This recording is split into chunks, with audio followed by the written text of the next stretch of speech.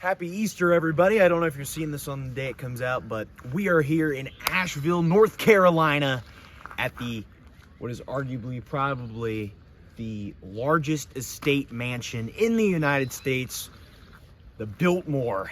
Now, this was built by George Washington Vanderbilt, who was the grandson of Cornelius Vanderbilt, who was the famous railroad monopoly, the railroad tycoon of the 1800s.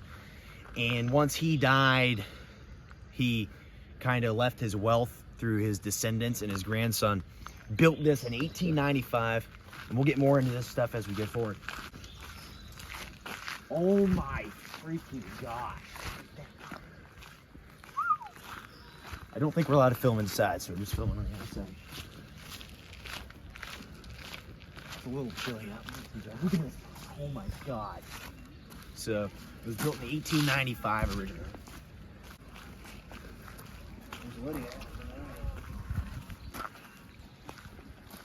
Dude. It was friggin' close. So we're not allowed to film inside, but I don't know if we can take pictures or whatnot. Maybe I can do a voiceover. That was the Vanderbilt mansion. That is absolutely magnificent. It took them 7 years to build that. The origin of how it was built is the grandson of Cornelius Vanderbilt, George Washington Vanderbilt, came down through here, North Carolina, in 1888 and decided that this was like the greatest place to build his estate. It took hundreds of people across like 7 or 8 years to build this mansion, and he lived here for the rest of his life, the last 19 years of his life. He eventually died in 1914. And then gave the title to his 14-year-old daughter, Cornelia. And then eventually in the 1930s, they had to get rid of it because they eventually lost all their money. It's pretty famous that the Vanderbilt family blew all of their wealth. These are steps. They're pretty much known as the royal family of the United States. At that time, everybody knew they were because of the OG Vanderbilt. Cornelius basically bought up all of the huge railroad companies and combined it with his steamboat tycoon as well, which was just $1 million idea, honestly. But look, it is absolutely huge. It's probably one of the largest estates in the country. It took us about 8 minutes to just walk to here from the edge of the property. Here for about 19 years because he died relatively young. He was like 51 when he died. But it is so freaking amazing. That is like the greatest building I've ever seen in my life. I'm not even like joking. We get to go inside, but you guys can't see it because we're not allowed to film, I don't think. But that's epic. It's all old too. Go straight. Okay. Like pretty far from us, but like you can see it's like slowly getting bigger and bigger. It literally looks like a castle. And it basically was. The Vanderbilts are pretty much the royal family of the United States. And they all inherited the wealth from Cornelius Vanderbilt's monopoly. They didn't do anything, but that's just how it was. Vanderbilt was the son of his eldest son, who was William Henry Vanderbilt. And he was born in 1821, but he died in the 1880s. And the OG, Cornelius Vanderbilt, was born in 1794. He died in 1877. So a lot of people think that he lived here, but he did not, because he was dead 18 years before it was built. It was his grandson that used his money to build the place.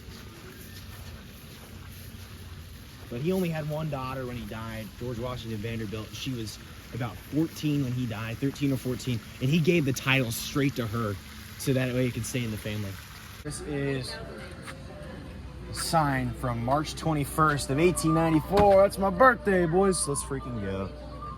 It's a good day. Anyway, so here's kind of the origins of it, I guess. Carriage approaching the house will be facing northward, and if nothing done to prevent it, will catch the northwest wind sweeping around the north end of the house and plateau. Will have a very bleak character, far from welcoming to guests coming from the north, with anticipations of a milder climate and southern hospitality. That was from Frederick Law Olmsted to Richard Morris hung on the 2nd of March, 1889. That was kind of like when they were first planning it out, what they wanted. I don't have my doors, but there's about 250 rooms in this building. Pretty crazy. There's an indoor swimming pool. elevators, several elevators, and there are like 30 or 40 bathrooms, and I don't know how many bedrooms, but it is just magnificent. I don't even know how far back it goes. They have shuttles taking people in here because some people don't want to walk, but it's kind of ridiculous. Look, just take a, it looks like this is literally a palace. I'll show you some more stuff later. We're gonna go inside and take the tour. If we can take pictures, we will, and I'll do like a voiceover of me talking about it, about the pictures individually, but this is what it looks like from the outside. There is a garden over there, which we'll probably be able to film at. See you guys then. This is like a courtyard area. They had the Biltmore Dairy Bar. Bombastic sight. 1897. You're doing a Dairy Bar. Doing a restaurant review. Restaurant review. Biltmore restaurant review. Even though I've been seasoned, I just said the horses like better than me. You're on the way. Very good, Carl. Very good hot chocolate. Out on the balcony. This is the balcony. Look at this freaking place. It's insane. This view. On the side stuff. We just took a little bit of a tour inside, checked out some of the rooms in the base fort. It really looks like we're in a medieval castle right now. Look at that. Look at that. Stone wall over there. This is the hills of North Carolina right here. Yeah, you thought this was the perfect place to put this. Now I will be showing some photographs that I took during 1895. I captured these during the tour of the Biltmore Mansion, so you can kind of get a feel of what it looks like inside. As you can see, it kind of gives you like a medieval-esque palace vibe is what I was getting mainly from this. There's a lot of Renaissance era architecture in here. I don't know what order these pictures are going in, but I'm just saying what about them. But as you can see, like the dining room, absolutely crazy. It looks like a royal family would have eaten there. There's an indoor swimming pool, an indoor bowling alley, and you can also see the grand staircase. There are over 215 rooms in this place. It was insane. They had us going through a linear path to get to traverse through the building because you'd get lost if there wasn't a linear path to follow. But very cool stuff. Absolutely immaculate, to say the least. Look at the view now. It's toward midday. It's about noon now, and we were there. We got here like 10 o'clock. But look at this freaking place. I know you've already seen it, but we are now going to go check out the garden area. So let's see what it's got in store. Sophia and Sophia are here. Absolutely insane. The one for the pool carried 0. The pool? The pool carried. The pool But is- actually like 1. A 1. Yeah, the What pool about was the cool. medieval? What about the medieval architecture? No. It was just inappropriate. Yeah, I was not covered. That's just how it was. It didn't let you see. You had to follow like a linear path, but you'd probably get lost. There are like 215 rooms in this place. Like that's the staircase. Probably the master. That's the grand. There's a grand staircase that wraps around right there, and we got to go out on the balcony like you saw earlier in the last clip. Do you think that's master right So there? this is the garden area. My gosh. These statues are insane.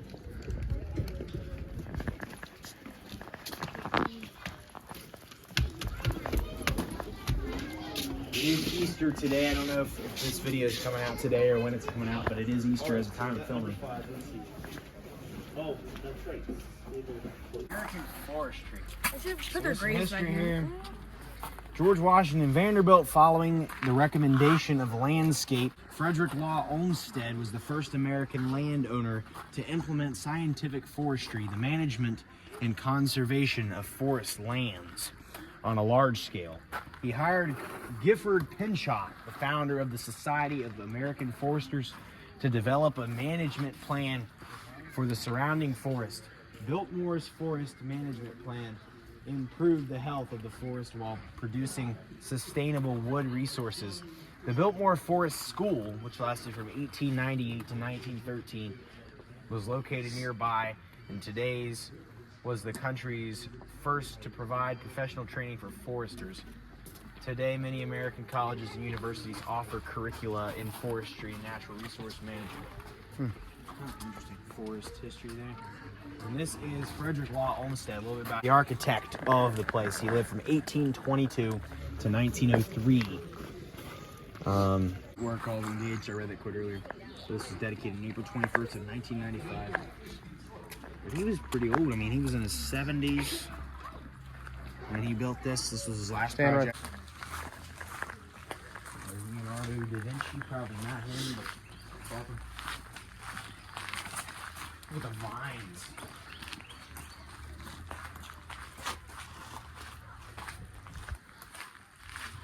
There's a place to rest.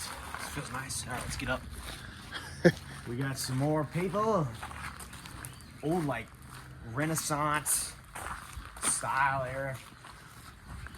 But the Renaissance, most of the Renaissance paintings were not from the era. They were from, like, the Greek and Roman architecture, but they were made, popularized during the Renaissance era. Look at this view. In Europe. So this is like still an expansion of the house. It's pardon our progress. So I guess they're building something else here. But that's just the Appalachian foothills. Basically what you're seeing right there.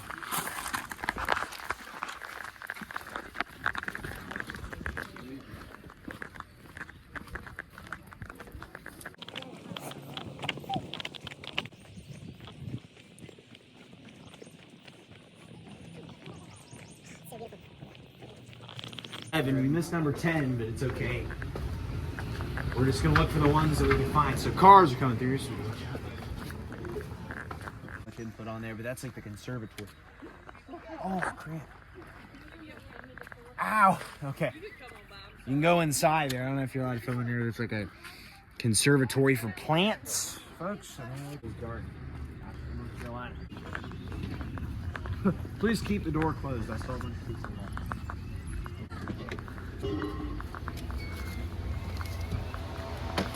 Tropical plants. Oh. Yeah. We can't touch the farm. We can enjoy.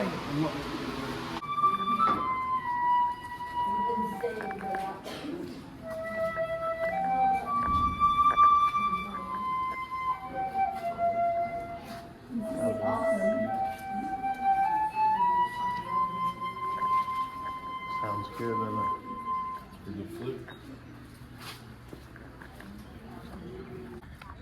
All right, I'm gonna shut it off here. All right, guys, so sorry to bore you with the flower tour. George Washington Vanderbilt, he did die in like Washington, D.C. He's buried in New York.